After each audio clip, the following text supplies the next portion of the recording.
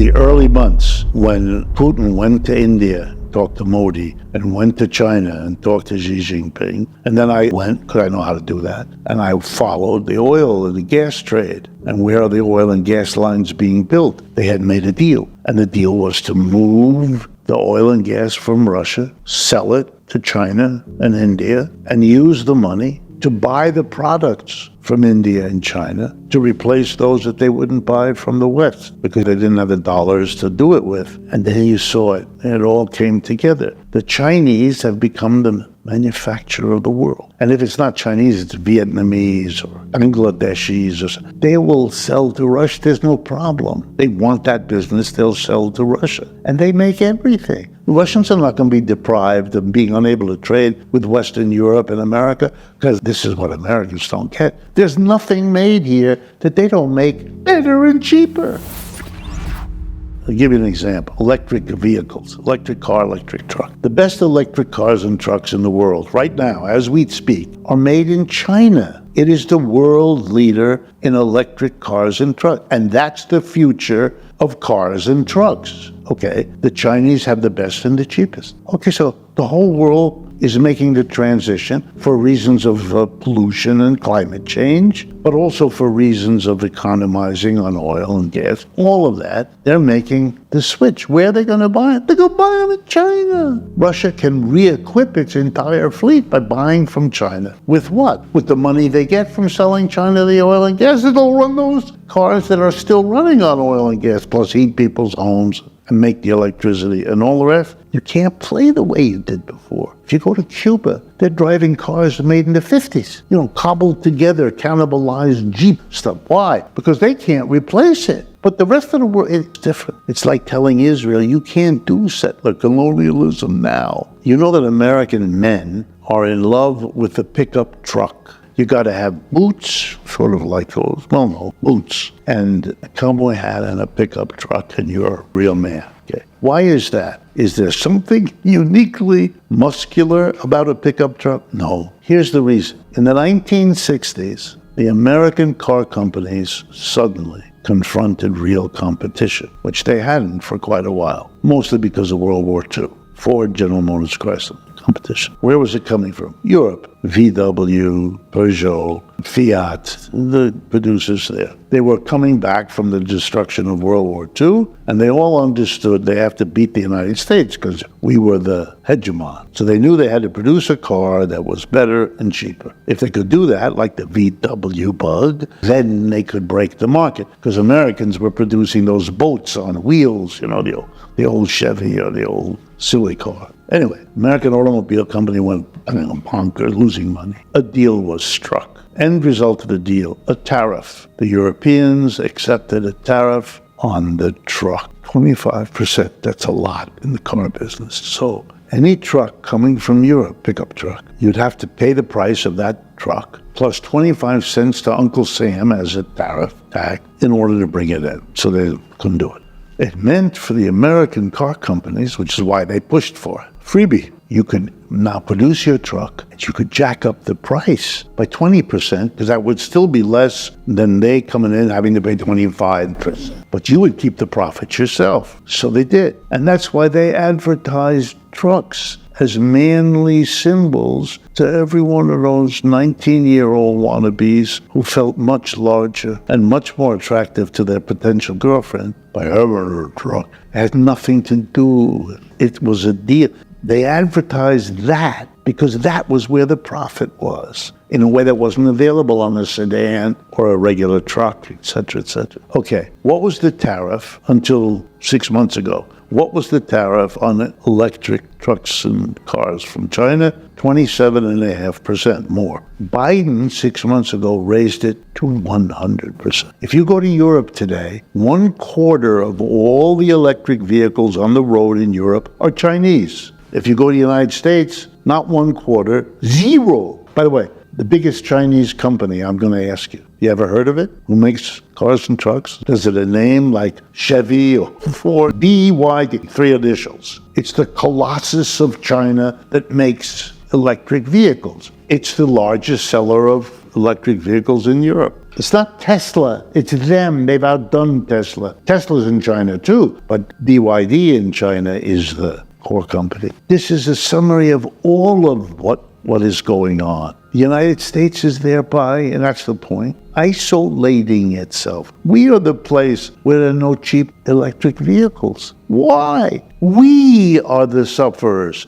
I'll give you an example. Take a company A that makes whatever it is, shoes or camera equipment, doesn't matter. Any company in the United States making something. Take its competitor in Europe or Asia or Africa, who also makes that thing, and they both try to sell whatever that thing is in the world economy. The American company is going to have to, for reasons of law, and so switch to electric trucks and electric cars for their salespeople and to bring in their inputs, and they're going to have to pay more for the electric. Why? Because American companies they're doing with electric what they did with the pickup truck, charging a very high price. Try to go out and buy an electric car, you'll see. Price very high, unless you have one. You'll see quickly. Prices are high because they're artificially protected by the tariff. But the competitor doesn't have that problem. The European competitor who's making the same watch that you and I are thinking about buying for our boyfriends or girlfriends, we're going to get a better deal from the European because he's got cheaper inputs,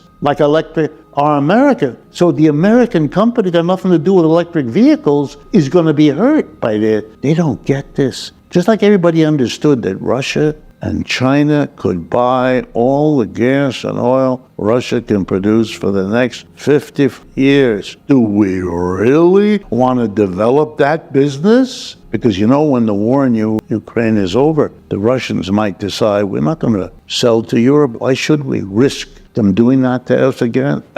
We're going with our new buddies. By the way, that's where they're building the pipelines, which will be another big argument to stay with that. They've invested enormous amounts of money in building pipelines from Russia into India and into China. There were some already. They've expanded all. You're cementing in the isolation of the United States. China's official self-definition, mainland China, is socialism with Chinese characteristics. That's what they call their society, and they have for many years. By the way, no country called itself communist. It's the Union of Soviet Socialist Republics, not communism was the name of the party that fought for socialism. That's been true everywhere. Only in the United States, where socialist and communist are just synonyms. They are communist Russia, communist China. The Russians never called their society communist, and the Chinese never did either. None of them. Mao didn't, Lenin didn't, none of them. They called themselves socialists. Socialism was what comes after, in their view, capitalism. The goal of socialism is to go much further to something called communism. The leader of Spain right now, a man named Pedro Sanchez, is the head of something called the Socialist Party of Spain, the largest bloc of seats in the French National Assembly is now in the hands of a party called the New Popular Front. The leader of that, a man named Jean-Luc Mélenchon. His party has the most seats. He was in the Communist Party of France. He left it and became part of the Socialist Party of France. He now runs the party called France Unbowed. That's part of the New Front Populaire. And he's the de facto leader in France. He's a socialist. All of that makes perfect sense in French politics because there's a socialist party and separately a communist party, and they don't get along. And they haven't for a long time. Why? Because in many French families, there are people who are socialists and people who are communists and people who are neither. And they all get together on a picnic at the park at the same time. That's normal in a lot of European countries. Americans can't get their heads around, right? Europeans have all been connected in one way or another to socialists and communists. The métro, it's a wonderful system. In Paris, really gets you around everywhere. Everybody uses it. It is unionized, has been for decades. And that union is closely affiliated with the Communist Party. You got on a train driven by a communist, cleaned by a communist. You're an American tourist. You had no idea. Your life was in the hands of all these communists. For some people, socialism is very minimally understood. And here I'm going to put together Scandinavians, Western Europeans, Bernie Sanders, Alexandria Ocasio-Cortez.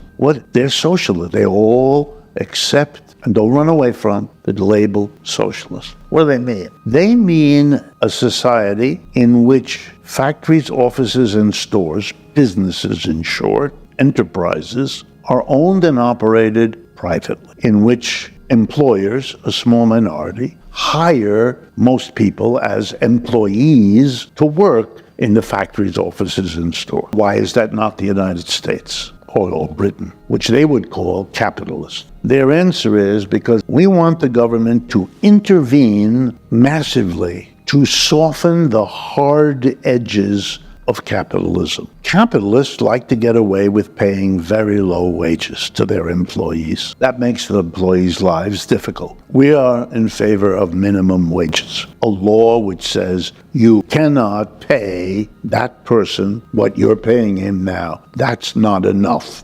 There's a floor. You go below the floor, we're going to arrest you. You can't do it. For example, as a perennial problem, the growers in California want to hire immigrants from Mexico to work for nothing or as close to nothing as they can get. And then this constant issue and with grapes, remember for years there was grape boycotts and all of that. Those grapes were picked that way and wine is a big deal. California. All right. But the socialists disagree on how much government intervention there should be. So, for example, there are socialists who think it's appropriate to tax corporations and the rich, but not more than you tax others. Then there are others who say, are you crazy? The tax should be progressive. In other words, the richer you are, the higher the percentage of your wealth you should pay. Okay, that's a bigger intervention. Let me take it another step.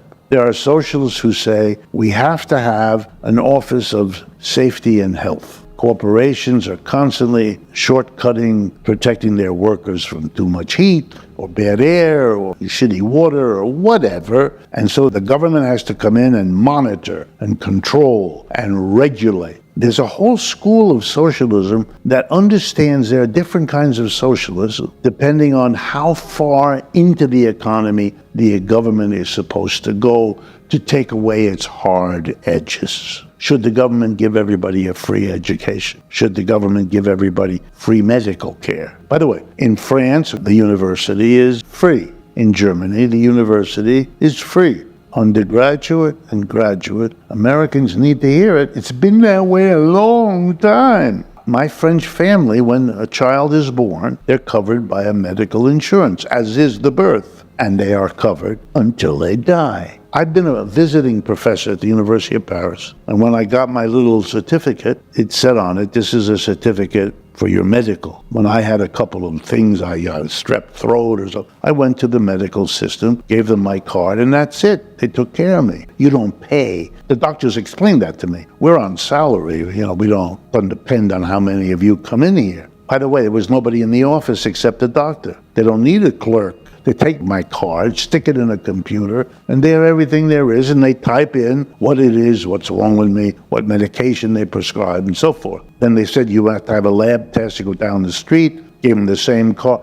No one ever billed me. No one ever asked a nickel from it. Nothing. But as he explained to me, he says, it's not like your system. We don't have to charge you. We don't need half the money you guys do because we're not paying 400 secretaries and technicians. None of that happens here. If you do Western European socialism, or you listen to Bernie gives you idea. I want to tax billionaires, and I want to control. There should be a minimum wage. That's this guy. We should have national health for everybody. You know what he's doing? He's proposing that the modest levels of support you get in this country be raised to the much more generous levels of support you have in Europe. By the way, most of the rest of the world is in between. More than the United States, less than in Western Europe. Many countries have communist parties, many countries don't. Socialist parties you see almost everywhere. Even the United States has always had a social. even though it's very small, except at the beginning of the 20th century when it became big. 1912, 1916,